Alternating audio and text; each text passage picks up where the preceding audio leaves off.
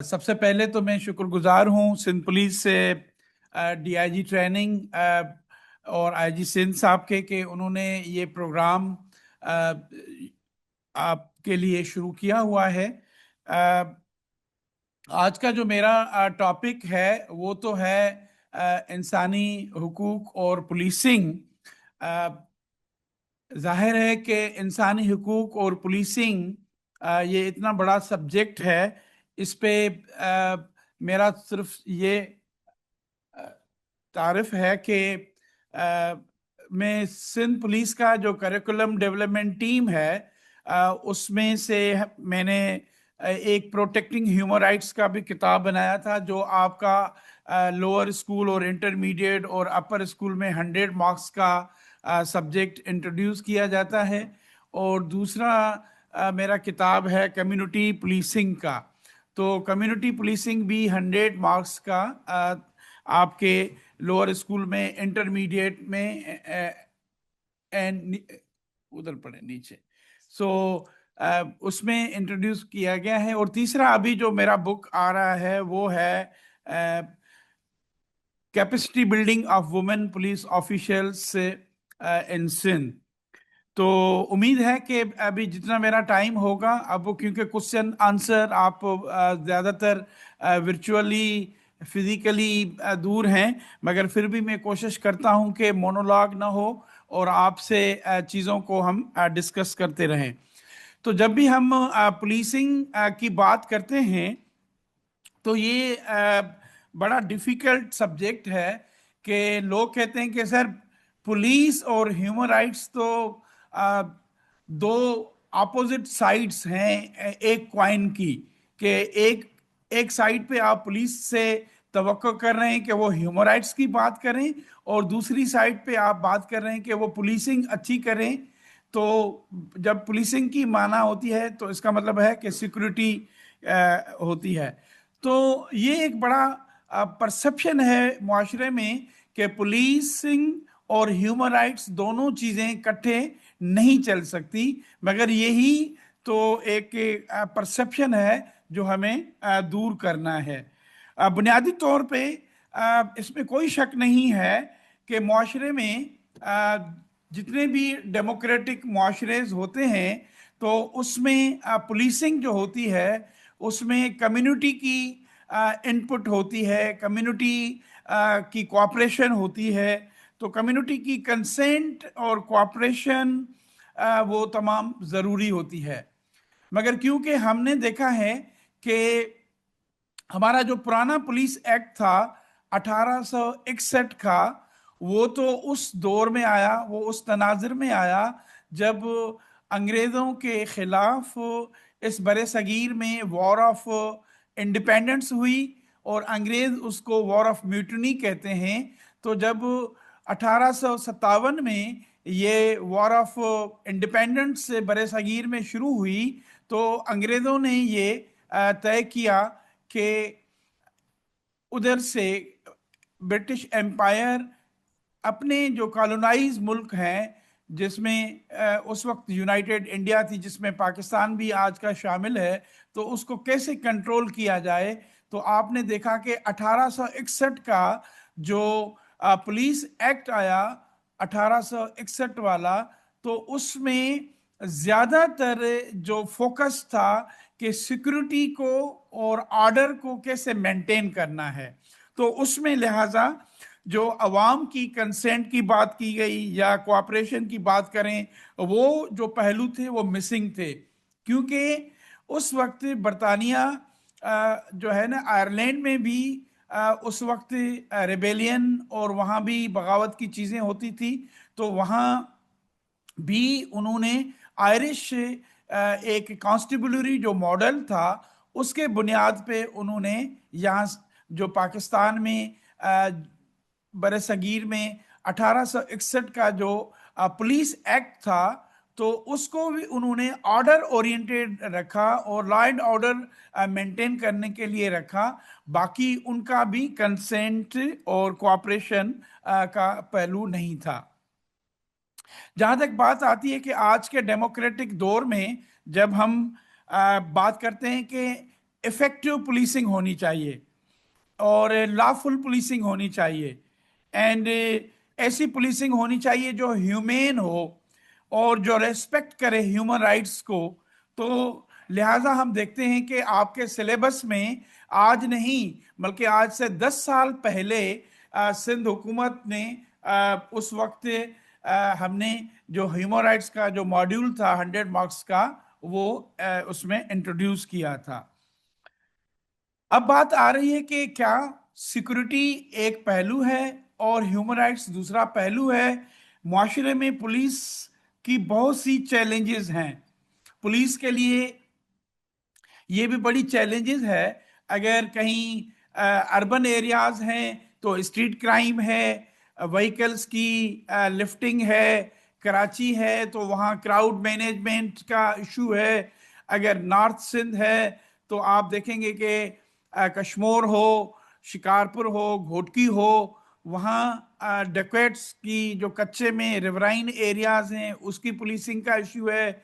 और अगर आप लाड़काना हो, जैकबाबाद हो तो आप देखेंगे कि जेंडर के बेसिस पे जो ज़्यादा क्राइम होता है। या अर्बन एरियाज कराची हो, हैदराबाद हो तो कहीं देखते हैं कि ट्रांसजेंडर्स हैं, हिजड़े जिनको हम कहते हैं या थर्ड पर्सन जिनको हम कहते हैं उनके खिलाफ हो। या आप अगर मीरपुर खास की डिवीजन में देखें, उमरकोट में या मिठी में तो माइनॉरिटीज़ के इश्यूज हैं, फोर्स कन्वर्जन के इश्यूज हैं। सेम कहीं हम देखते हैं कि एक्स्ट्रा जुडिशल किलिंग्स हैं, एक्स्ट्रा इन अ वे जो इनफॉर्मली टर्म्स यूज होता है, फुल फ्राई और हाफ फ्राई के टूल्स हम यूज करते हैं। तो आप सारी सिंध में जब देखेंगे या कल परसों से आप सक्कर में देख रहे हैं कि किस तरीके से एक हम एनकाउंटर्स कर रहे हैं। तो एक मुआशरा जो है ना, इसमें कोई शक नहीं है कि आपसे सोसाइटी की, कम्युनिटी की, पॉलिटिशियंस की, मीडिया की, गवर्नमेंट की ये डिमांड है कि क्राइम रेट कम हो। ये डिमांड है कि सोशल ऑर्डर जो है वो मेंटेन हो, सोशल क्राइम न हो। गुटखा, मैनपुड़ी, मावा और जो भी सोशल क्राइम्स हैं वेरियस सेटिंग्स में उसके बारे में बात की जाती है। और सेम टाइम कोई ऐसा काम नहीं है, अनफॉर्चुनेटली, आप नमाज जुम्मे की, आज जुम्मा है तो जुम्मे की नमाज मस्जिद में, इमाम बारगाह में तब तक पूरी नहीं हो सकती जब तक उसको सिक्योरिटी पुलिस ना दे। अ, आपका बेनज़ीर इनकम सपोर्ट प्रोग्राम की जो है लाइन क्यों ठीक नहीं हो सकती, बैंक अच्छे तरीके से डिस्ट्रीब्यूट नहीं कर सकता जब तक पुलिस से काम न करे। या एग्जामिनेशंस हों, वो चाहे किस भी टाइप के एग्जामिनेशंस हों। तो सोशल जो नीड है पुलिस की, चाहे नमाज पढ़नी हो आपको, चाहे आपको एग्जाम कंडक्ट करना हो, चाहे कोई और वेलफेयर का काम हो, तो पुलिस की जो चैलेंजेस हैं, जो पुलिस की प्रोफेशनलिज्म की डिमांड है वो बहुत है। मिसलन कि आपके टेन्योर में आप किसी की सर्विस 10 साल होगी, किसी की 8 साल होगी, किसी की 15 होगी, किसी की अपर स्कूल में जो आए होंगे उसकी मैक्सिमम हो सकती है 20 साल सर्विस होगी।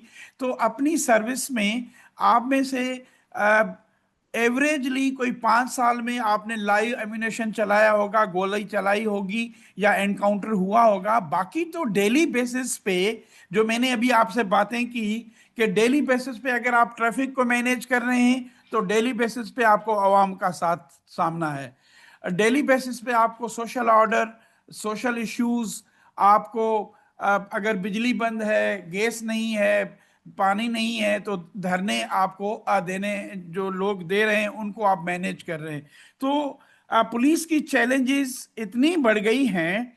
और उसके साथ साथ जब चैलेंजेस बढ़ गई हैं तो हमें प्रोफेशनलिज्म भी दिखाना है।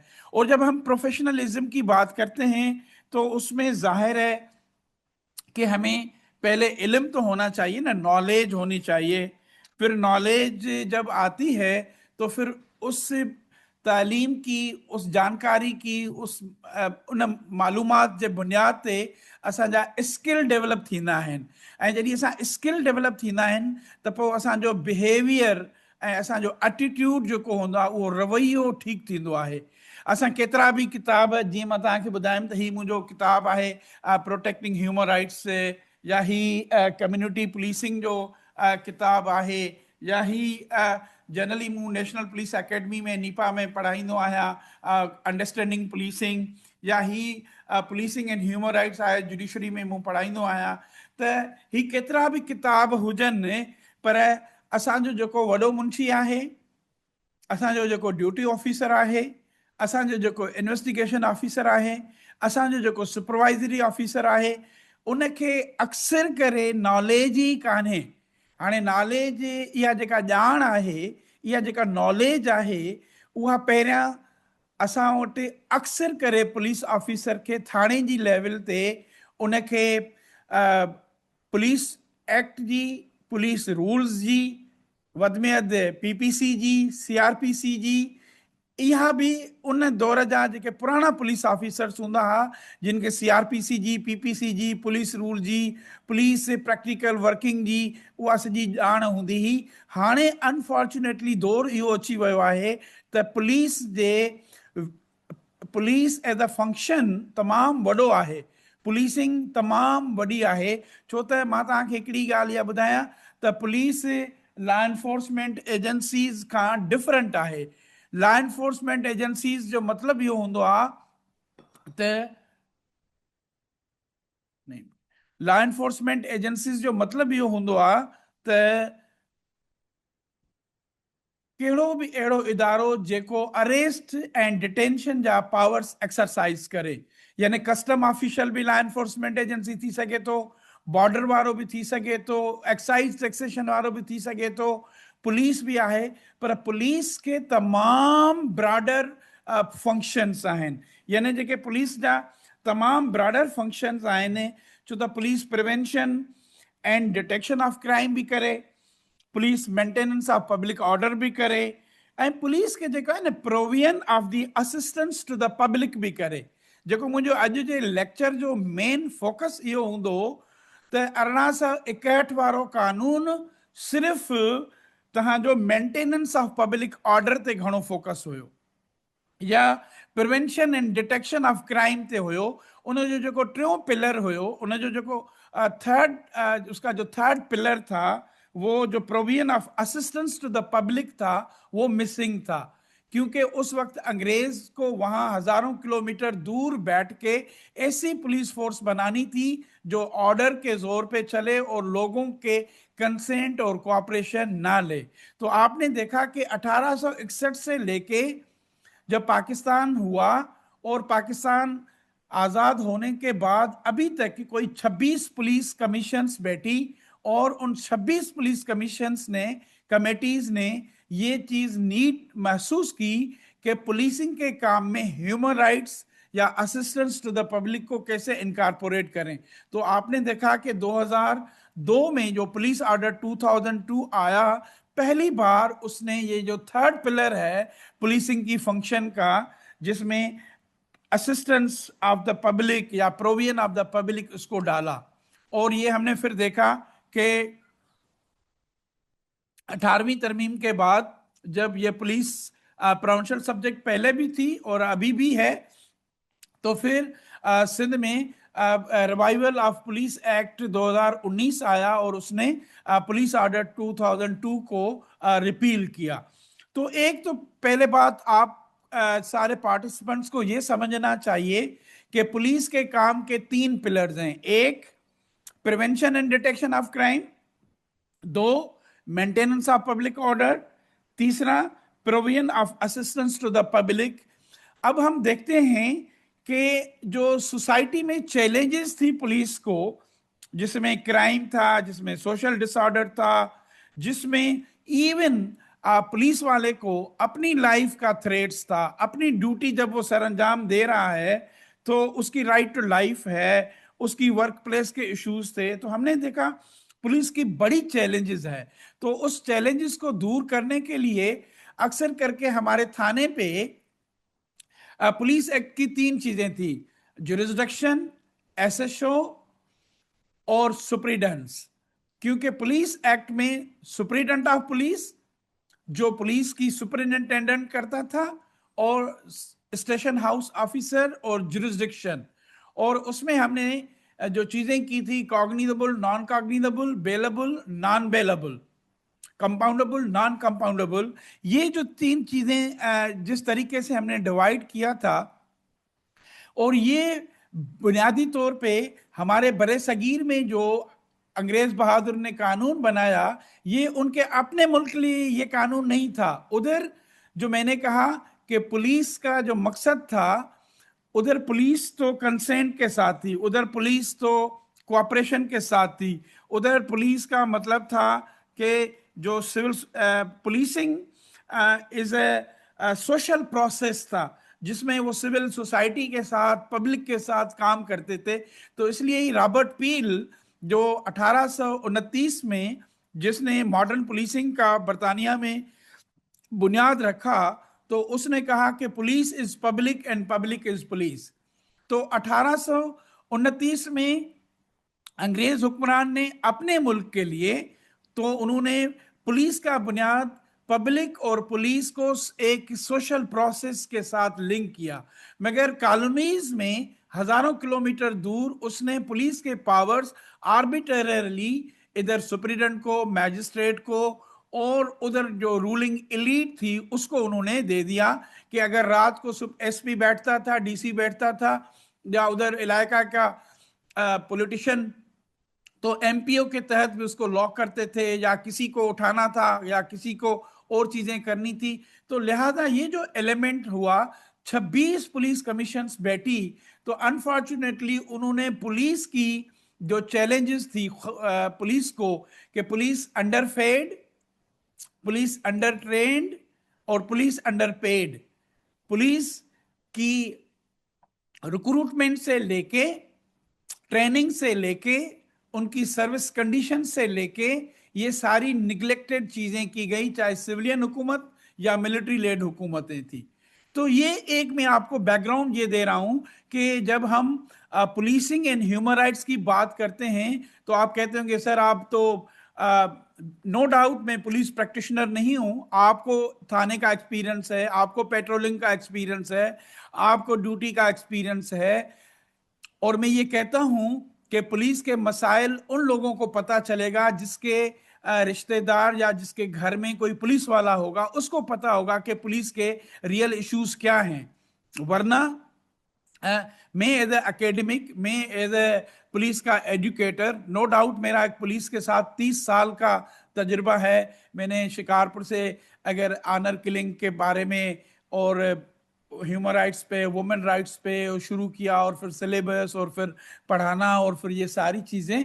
मगर फिर भी मैं समझता हूँ कि आप मुझसे ज़्यादा, आपको प्रैक्टिकल एक्सपीरियंस है कि एक जब आप थाने पे होते हैं तो कौन से प्रेशर्स होते हैं, आपके पास वसाइल कौन से होते हैं, आपके पास मोबाइल होती है नहीं होती है, मोबाइल का पियोल होता है नहीं होता है, कॉस्ट ऑफ इन्वेस्टिगेशन है या नहीं है, कैसे आपकी डीएनए की टेस्ट के लिए भेजते हैं, कैसे आपकी इन्वेस्टिगेशन होती है, कैसे आपको एक्सटर्नल प्रेशर्स आते हैं, किस तरीके से आपके जो सुपीरियर ऑफिसर्स हैं, एसएचओ का बर्ताव कैसे होता है अपने सबऑर्डिनेट्स के साथ, डीएसपी का कैसे होता है, एसपी का कैसे होता है, पॉलिटिशियंस का डीलिंग कैसे होता है। So you know practically than me, आपको ज्यादा मुझसे प्रैक्टिकल पता है। मगर बावजूद इस सारी चीजों को, मैंने इस 30 साल के तजर्बे में, जो सिंध पुलिस के साथ मेरा तजर्बा है, और जो पाकिस्तान के और इलाकों में भी मैं पढ़ाता हूं, मुझे कहने में कोई हर्ज नहीं है कि फिर भी सिंध पुलिस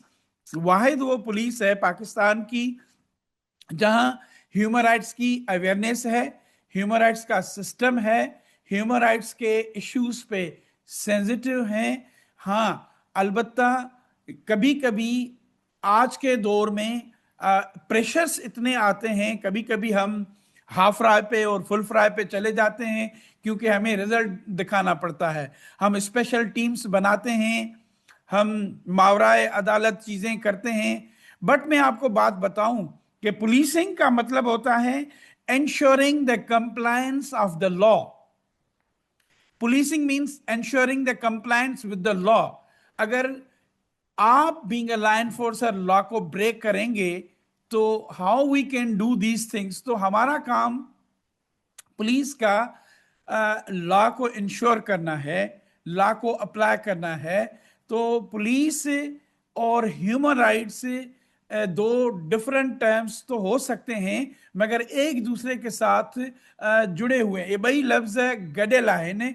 यानी तव्हां इहो चओ त साईं तव्हां ह्यूमन राइट्स जो ख़्यालु कयूं, पोइ माण्हूअ खे ॿधी अचूं, थाणे ते विहारियूं, उनखे पाणीअ जो गिलास पियारियूं, उनखे कुर्सीअ ते विहारियूं, उनखे लॉकअप में सही कयूं, पोइ उहो त साईं महिमान थी थो अचे। माण्हू त चवनि था तव्हां जेको आहे ॾोहारीअ खे, मुल्ज़िम खे महिमान करे विहारियो था। यानी असां इहा ई ॻाल्हि उन्हनि खे अवाम खे सम्झाइणु चाहियूं था त ख़ुदा न ख़ास्ता कोई बि माण्हू अक्यूज़ थी सघे थो, कोई बि माण्हू सस्पेक्ट थी सघे थो, तव्हांजी फैमिली जो को माण्हू बि थी सघे थो। तव्हां जॾहिं पुलिस वारनि सां ख़ुदा न ख़ास्ता को एक्सीडेंट थींदो आहे त तव्हां उन्हनि पुलिस वारनि खां एक्सपेक्ट कंदा त यार तव्हां हिननि खे वेझी अस्पताल ताईं न पुॼायो, तव्हां हिननि खे सही नमूने हिननि खे जेको आहे माण्हुनि खां बचायो कोन। सो उहो तव्हांजी फैमिली जो थी सघे थो, तव्हांजे ख़ानदान जो थी सघे थो, तव्हांजे कम्युनिटी जो थी सघे थो। सो पुलिसिंग में बुनियादी तौर ते जेको इंसान आहे, ह्यूमन जेको आहे, उनजी जेका डिग्निटी आहे, उनजी जेका रिस्पेक्ट आहे, उहा तमामु घणो असांखे डिग्निटी ऐं रिस्पेक्ट जेको हूंदी आहे उहा करणी हूंदी आहे। तंहिंजे करे जॾहिं बि असां पुलिसिंग एंड ह्यूमन राइट्स जी ॻाल्हि कंदा आहियूं त असां उते इफेक्टिव पुलिसिंग जी ॻाल्हि कंदासीं, उते असां लॉफुल पुलिसिंग जी ॻाल्हि कंदासीं, ऐं असां उते अहिड़ी पुलिसिंग जी ॻाल्हि कंदासीं जेका कानून जी रखवाली हुजे, जेका रूल ऑफ लॉ हुजे, जेका ह्यूमन राइट्स खे प्रोटेक्ट करे। जेकॾहिं पुलिस ई लॉ खे भञंदी, पुलिस ई वायोलेट कंदी त असां ॿियनि मां एक्सपेक्टेशन कोन था करे सघूं। तंहिंजे करे पुलिसिंग हिकिड़ो अहिड़ो टूल आहे, मां त चवंदो आहियां त police is the symbol of the state. Police रियासत जी निशानी आहे। जेकॾहिं पुलिस कमज़ोर हूंदी आहे त रियासत बि कमज़ोर हूंदी आहे, जेकॾहिं पुलिस मज़बूत हूंदी आहे त रियासत बि मज़बूत हूंदी आहे।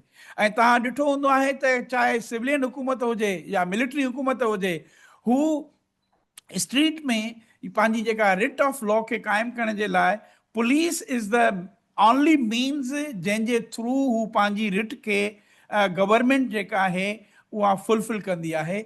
ऐं मां चवंदो आहियां त मूंखे ॿुधायो कहिड़ो इंतिज़ामिया जो इदारो आहे जेको माण्हूअ जे right to life, right to liberty and right to security, या जेतिरा बि इंसानी हुकूक आईने पाकिस्तान में ॾिनल आहिनि, उहा अॼुकल्ह ॿी ॻाल्हि आहे त 6वीं तरमीम ऐं 27वीं तरमीम अची वई आहे। हाई कोर्ट्स खे केतिरो पावर आहे, सुप्रीम कोर्ट खे केतिरो पावर आहे, फेडरल कॉन्स्टिट्यूशनल कोर्ट खे केतिरो पावर आहे। पर हक़ीक़त में जेतिरा बि आइन में माण्हू जे right to life, liberty, security of a person, कंहिं बि माण्हू खां right not to be tortured, arbitrary arrest, detention, ग़ुलामीअ में रखणु, जेतिरा बि कानून आहिनि, मुंहिंजो इहो यकीन आहे त सभ खां वधीक पुलिस इन्हनि राइट्स खे इंश्योर कराए पई।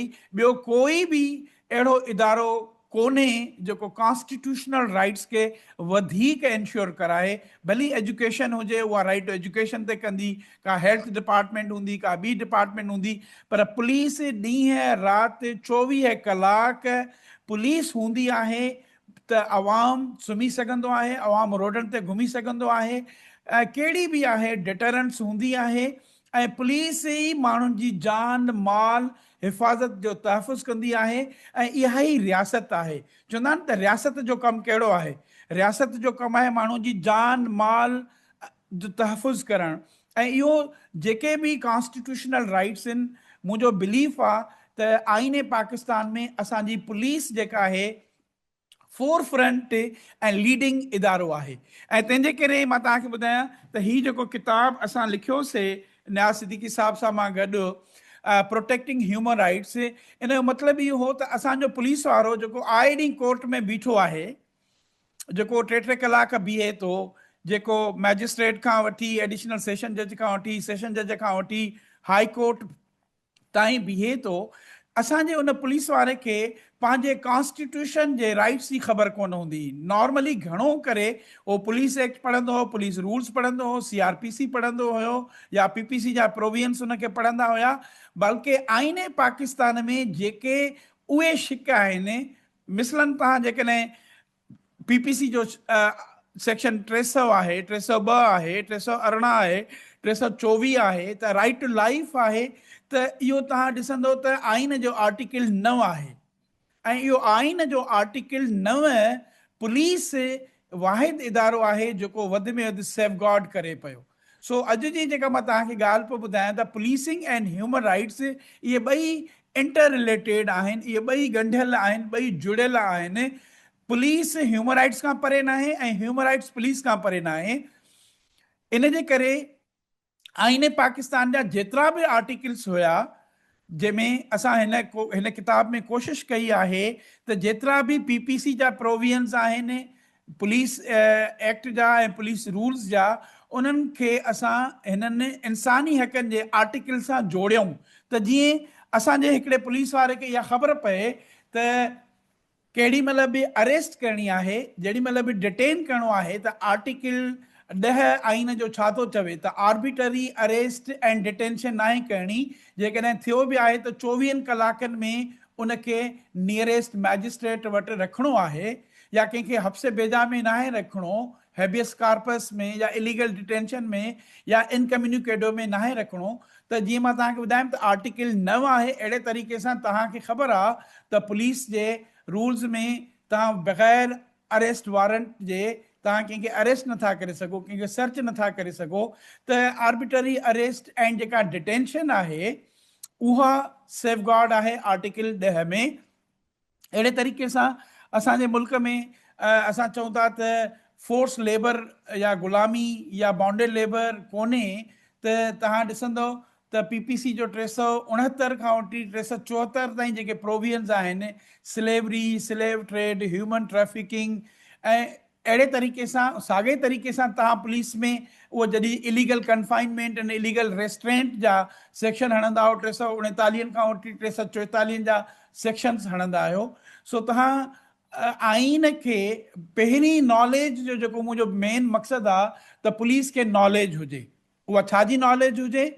उन पंहिंजे कम जी नॉलेज हुजे, कॉन्स्टिट्यूशन जी, त आइन में कहिड़ा कहिड़ा आर्टिकल आहिनि। आर्टिकल 9 छा थो चवे? Right to life, liberty, security आहे। 10 छा थो चवे? आर्बिटरी अरेस्ट एंड डिटेंशन आहे। 11 छा थो चवे? फोर्स लेबर, बॉन्डेड लेबर आहे। 12 छा थो चवे? त विदाउट लॉ न आहे। 13 छा आहे? त तव्हां कंहिंखे सेल्फ इंक्रिमिनेशन न कराईंदो। अहिड़े तरीक़े सां फ्रीडम ऑफ एक्सप्रेशन आहे, फ्रीडम ऑफ मूवमेंट आहे, फ्रीडम ऑफ एसोसिएशन आहे, राइट टू इक्वलिटी आहे। हाणे इहे सभु जेके फंडामेंटल राइट्स आहिनि, इहे पुलिस जे कम सां तमामु ॻंढियल ऐं जुड़ियल आहिनि। सो हिकिड़ी असांजी कोशिशि इहा आहे त तव्हांखे नॉलेज हुजे, ॼाण हुजे, ऐं उहा ॼाण जेसिताईं न हूंदी, नॉलेज न हूंदी, त तव्हांखे स्किल डेवलप न थींदो। जॾहिं स्किल डेवलप न थींदो त तव्हांजो उन्हनि मुआशिरे जे तबिके जे माण्हुनि ॾांहुं रवैयो ठीकु न थींदो। मिसाल, असांजो रवैयो ॿारनि ॾांहुं, असां चवंदा आहियूं ॿार वाहिद उहो तबिको आहे, भली औरत हुजे, मज़दूर हुजे, ट्रांसजेंडर हुजे, पर उहे मर्द आहिनि, यानी या औरतूं आहिनि, पर उहे अडल्ट्स आहिनि। पर ॿारु जेको आहे उहो कमज़ोर आहे, उनखे प्रोटेक्शन खपे थी। न फ़क़ति उनखे न्यूट्रिशन जे लाइ, खाधे जे लाइ, पर उनजी फिज़ियोलॉजिकली बि उन जी प्रोटेक्शन ॿार जी ज़रूरत आहे। तव्हां ॾिसो पिया असांजे मुआशिरे में चाइल्ड सेक्सुअल अब्यूज़ जा केसिस आहिनि, चाइल्ड सिडक्शन जा केसिस आहिनि, चाइल्ड पोर्नोग्राफी जी केसिस आहिनि। त उन जे करे असां कोशिशि इहा हिन किताब में कई आहे। तव्हांजा जेकॾहिं टीचर वेठा आहिनि त हिकिड़ो फुल चैप्टर मूं चैप्टर 10 ॿारनि जे राइट्स ते लिखियो आहे, जंहिंमें सिंध चिल्ड्रेन एक्ट 1955 आहे, जंहिंमें Sindh child protection authority act 2011 आहे, जंहिंमें Sindh child marriage restraint act 2013 आहे, जंहिंमें Sindh bonded labour system abolition act 2015 आहे, जंहिंमें Sindh prohibition of employment of children act आहे। त ॿार केतिरी उमिरि जो हुजे, 14 सालनि खां घटि उमिरि जे ॿार खे कोई बि सख़्तु कमु यानी हैज़ार्डियस कमु नथो कराए सघे। फैक्ट्री में, माइंस में, किथे बि डेंजरस वर्क कोई नथो कराए सघे। 14 सालनि खां 17 साल ताईं जेकॾहिं लाइट वर्क अलोड आहे लॉ में, त उहो कीअं कराए सघिजे थो। बॉन्डेड लेबर कोई बि कंहिंखे नथो रखी सघिजे कहिड़े बि सूरत में। त तव्हांखे इहा नॉलेज त जेको मुआशिरे जो वनरेबल सेगमेंट आहे, ॿार खे प्रोटेक्शन छो खपे, ॿार जा राइट्स डिफरेंट छो आहिनि, ऐं ॿार में तव्हांखे ख़बर आहे PPC में 82 जेको प्रोविजन आहे त चवे थो त जेकॾहिं 10 सालनि खां घटि उमिरि जे ॿार को ॾोह करे थो त उनजी प्रोसिक्यूशन बि न थींदी आहे। सो PPC 82 आहे, PPC 83 आहे, त 10 खां 14 ताईं, हाणे 2016 में इहा तरमीम अची वई आहे। इन खां अॻु में 7 साल हूंदी हुई ऐं 7 खां 12 हूंदी हुई, पर असांजे अञा ताईं पुलिस जे वर्किंग कल्चर में जेके थाणे ते हेड मोहरर आहिनि या IOs आहिनि या जेके ड्यूटी ऑफिसर्स आहिनि, उन्हनि खे इहा नॉलेज कोन्हे। त तंहिंजे करे हाणे इहा नॉलेज न हूंदी त अक्सर करे असां उन ॿार जो जेकॾहिं FIR में लिखियलु आहे नौजवान उमिरि, बलूगत, आकिल, बालिग, त असां उनजी पूरी तफ़सीस सही नथा कयूं ऐं असां उनजी पुलिस रूल्स में जीअं लिखियलु आहे हुलिया फॉर्म, उहो आइडेंटिटी फॉर्म असां नथा ठाहियूं, या उनजी जेका एज डिटर्मिनेशन सही नथा कयूं। बर्थ सर्टिफिकेट न आहे, एजुकेशनल सर्टिफिकेट कोन्हे, अदर लीगल डॉक्यूमेंट कोन्हे, पोइ मेडिकल सर्टिफिकेट आहे, त उहो ॿार अक्सर करे बजाए असां उनखे बेल ॾियूं त असां उनखे थाणे ते मोकिले था छॾियूं। तो तंहिंजे करे इहो PPC 82 हुजे, PPC 83 हुजे, जुवेनाइल जस्टिस सिस्टम हुजे, त थाणे ते जेकॾहिं ॿार अचे थो त लॉकअप ते नाहे रखिणो, वॾनि सां गॾु नाहे रखिणो, हुनखे वॾनि खां अलहदा असांखे पेश कराइणो आहे, गैर मुतलका माण्हुनि सां नाहे करिणो, उनखे मिलाइणो, उन्हनि जा फोटोज़, उन्हनि जी आइडेंटिटी शनाख्त डिस्क्लोज़ नाहे करणी। सो हैविंग सेड डैट के जुवेनाइल जस्टिस सिस्टम एक्ट 2018 जो हुजे, या Sindh child marriage restraint act आहे त छोकिरी जी उमिरि ऐं छोकिरे जी उमिरि 18 साल हुजे, पर अञा ताईं असां ॾिठो आहे त इलाही ज़िलनि में मां ॾिसां पियो त छोकिरीअ ते बि सेक्शन 3 था आणूं, जॾहिं 18 खां छोकिरी हेठि आहे या मथे आहे उन ते सेक्शन 3 न लॻंदो। Section 3 Sindh child marriage restraint act जो सिर्फ़ु अडल्ट ते लॻंदो जेको 18 खां वधीक हुजे। 4 जेको लॻंदो उहो फैसिलिटेटर्स ते, जॾहिं निकाह पढ़ण वारो विटनेस ते लॻंदो, 5 उनजे पेरेंट्स ते लॻंदो, गार्डियंस ते लॻंदो, केयर टेकर ते लॻंदो। So Sindh child marriage restraint act में उमिरि 18 साल आहे, ऐं उहो तव्हां ॾिसो त आईन पाकिस्तान जो आर्टिकल 25 उनजी जेको आहे कंपेटेबिलिटी में आहे, कॉन्सोनेंस में आहे। सो इहा नॉलेज असां वटि जेका मां तव्हांखे चयमि त पुलिसिंग में जेको वॾे में वॾो असांजो इशू आहे त नॉलेज हुजे, स्किल्स ठहनि, एटीट्यूड्स एंड बिहेवियर, पोइ इमोशनल यानी मैच्योरिटी ईंदी। न फ़क़ति ॿार हुजे, औरत, मां हे त ॿारनि जे लाइ ॿुधायमि त अक्सर करे ॿार असांजा जेलनि में वेंदा आहिनि, अक्सर करे ॿार जेब कतरी में हुजनि, मोबाइल में हुजनि, माइनर ऑफेंसिस में, पेटी ऑफेंसिस में असां उन्हनि खे जेल मोकिले छॾींदा आहियूं। मूंखे खां वधीक तव्हांखे ख़बर आहे त जेलनि में सिचुएशन छा आहे। उहो ॾोहारी जेको अॼु जो डेलिकेंट आहे is a criminal of future जेको आहे, उहो उते वधीक ॾोहारी थो थी वञे। तंहिंजे करे तव्हांजे पावर में जेको ॿार जे लाइ आहे, वरी अचूं था साॻे तरीक़े सां औरत आहे, औरत ते डोमेस्टिक घर में घरूली तशदुद थिए थो, डोमेस्टिक वायलेंस थिए थी। डोमेस्टिक वायलेंस सिर्फ़ु न आहे त फिज़िकल निशान हुजे, को इंजरी हुजे PPC 44 जे तहत, पर Sindh domestic violence prevention and protection act आहे त साइकोलॉजिकल अब्यूज़ आहे, इमोशनल अब्यूज़ आहे, इकनॉमिक अब्यूज़ आहे। अॼुकल्ह त मुड़ुस ॾिसो था त बेनज़ीर इनकम सपोर्ट प्रोग्राम जो ATM कार्ड बि ज़ालनि खां खसे वञनि था, इवन नौकरियुनि वारनि माइनि खां बि खसे वञनि था, या घर में काफ़ी जेका डोमेस्टिक वायलेंस आहे उहा बि कनि था। सो औरत बि तव्हांजे थाणे ते अची सघे थी, ॿार बि अची सघे थो, अक़लियत बि, माइनॉरिटी राइट्स में बि तव्हांखे, वरी बि सिंध सेक्युलर आहे, Sindh is the only province, चाहे यहाँ अहमदी हो, हिंदू हो, सिख हो, उसके लिए एक प्लूरलिज्म है, मगर फिर भी फोर्स कन्वर्जन के केसेस ज्यादातर माइनॉरिटीज में हो रहे हैं। फिर भी बॉन्डेड लेबर भील कोहली मेंगवाड़न के असां जो कहे बॉन्डेड लेबर्स में वधीक रखूं पिया। त उन जे करे हमें जो चाहिए कि rule of law, human dignity, human rights, और जो पुलिसिंग के जो पावर्स हैं, हमारे जो पुलिसिंग के फंक्शंस हैं, तो उसमें हम ज्यादातर जो देखें, सिफारिश वाला मैं भी हो सकता हूं, मैं भी आपको सिफारिश कर सकता हूं, और भी कर सकते हैं, मगर ये जो बच्चा है, औरत है, माइनॉरिटी है, ट्रांसजेंडर है, कभी उनकी सिफारिश अगर नहीं होती है, तो आपकी ये इथिकल, ये मॉरल, ये आपकी प्रोफेशनल ड्यूटी है कि आपका बिहेवियर उनके साथ अच्छा होना चाहिए। अस्सलाम वालेकुम। सर, जी। मेरा सवाल आपसे ये है कि जब बंदा एनसी कटवाने आता है थाने पे, हाँ, तो उससे बड़ा मुंशी या छोटा मुंशी कहता है कि 2,000 दे दो, 2,500 दे दो, 1,500 दे दो। तो क्या छोटे मुंशियों को उनके कागजों के पैसे ऊपर से नहीं मिलते, या वो उसका लेना सही है या नहीं है? Very good question. यही तो सवाल मैंने ये कहा कि आईजी साहब और हम पूरी कोशिश या पुलिस रिफॉर्म्स में ये हो रही है कि थाने की लेवल पे बजट हो, इसमें स्टेशनरी की भी बजट हो, उसमें अदर ऑपरेशनल एक्सपेंसेस की भी हो। अब कुछ थाने आस्ता आस्ता उनके डीडीओ पावर्स आ रहे हैं, और इनकी डीडीओज की ट्रेनिंग भी यहाँ स्कूल ऑफ फाइनेंस में हर डीएसपीज के लिए और एसएचएस के लिए मैंडेटरी की गई है, जिसमें ये फाइनेंसिंग के रूल्स, एडमिनिस्ट्रेशन, ये सारी चीजें।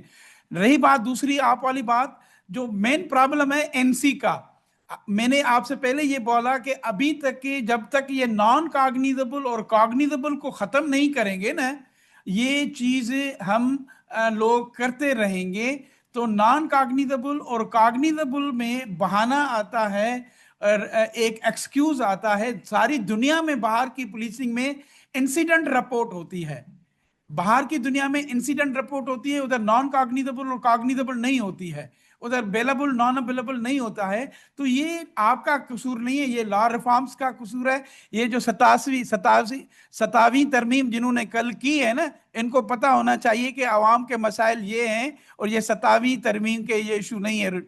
जी, नेक्स्ट। ओके। खैर, थैंक यू। अस्सलाम वालेकुम सर। जी।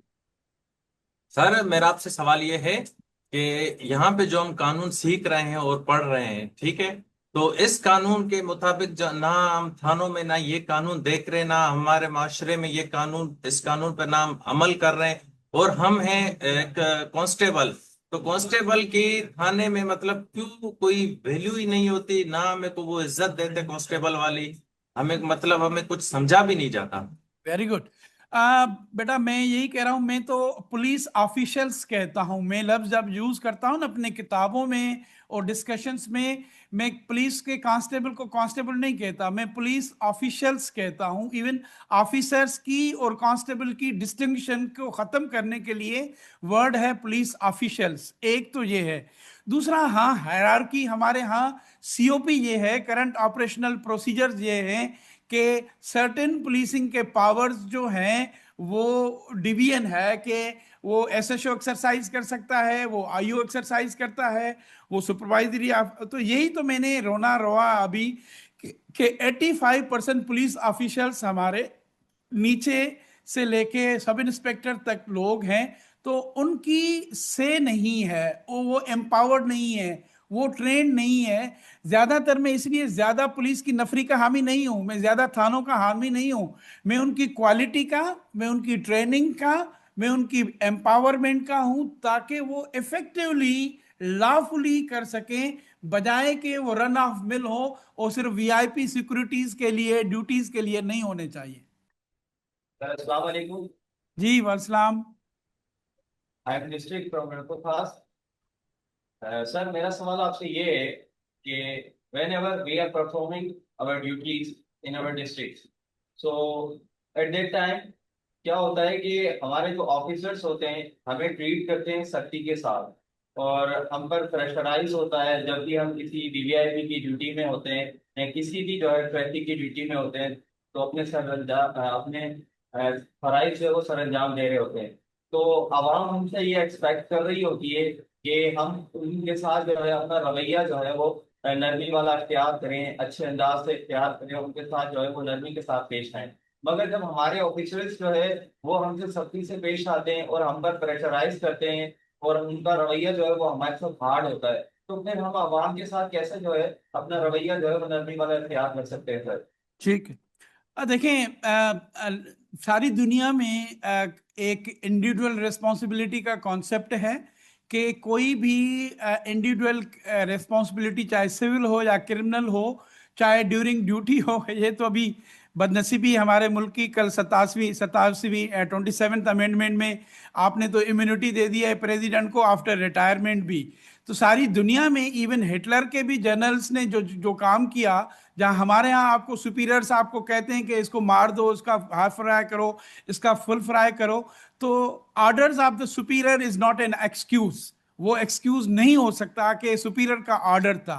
तो हर मैं यही आपसे बात करने वाला हूं, अगर आप इलीगल काम करेंगे ना, मीडिया भी थोड़े टाइम के लिए होती है, आपके ऑफिसर भी थोड़े टाइम के लिए होते हैं, आपकी इंक्वायरी आपका पीछा नहीं छोड़ती है। इसलिए आप जो भी करें अकॉर्डिंग टू लॉ करें, और बेशक आपको अपना सुपीरियर जो भी कहें, यही कॉन्सेप्ट है सारी दुनिया में कि इंडिविजुअल रिस्पॉन्सिबिलिटी मैटर करती है। और दूसरी बात मैं आपको ये बताऊं, ये भी बड़ा अलमिया है कि जब रोड पे हम चलते हैं, चाहे जजेस का आप एस्कॉर्ट करें या ऑफिसर्स का करें, तो सारे रास्ते में सायरन्स बजाते हैं, न्यूसेंस करते हैं, दूसरों को हाथों से इधर करते हैं, लाठियां मारते हैं, और इससे भी अवाम आपसे नफरत करता है। और ये चीज़ आपके उन जो भी एस्कॉर्ट्स लेते हैं उनको भी ये पता होना चाहिए कि this is not going to give some good reflection in the society. आप प्रिविलेज होने के, प्रिविलेज किसके होने पे, अवाम के टैक्सेस पे ये पैसे होते हैं। तो ये सारी चीज़ें भी यही इथिकल एंड प्रोफेशनल, हाँ चैलेंजेस आपको आएंगी, आपकी हैसियत कम है, मगर आपको अपना कॉन्शियस जो है ना, वो ज़मीर जो है ना, इथिकल और प्रोफेशनल वैल्यूज़ के साथ रखना है। Thank U. So I hope कि आज चाहे टाइम शॉर्ट था, I tried my level best के इतने दूर से बैठ के, अभी हो सकता है अगर आपको फिर दूसरे और टॉपिक में हम इंशाल्लाह कभी इकट्ठे हो सकते हैं। तो for the time being I hope कि आप, आज जुम्मे नमाज भी है, तो आप ये ज़रूर जो हमारे 3-4 किताबें हैं लाइब्रेरी में कोशिश करें, या इधर पैरामाउंट किताब वालों के पास हैं इनसे ले लें, तो ये सारी चीज़ें आपको मिल सकती हैं। Thank you once again, I am thankful to the Sheikh साहब और आपके टीम का, और आई होप इंशाल्लाह फिर मुलाकात होगी। Thank U. सर आपका फीडबैक जो है सर वो हमारे लिए बहुत वैल्यूबल होगा।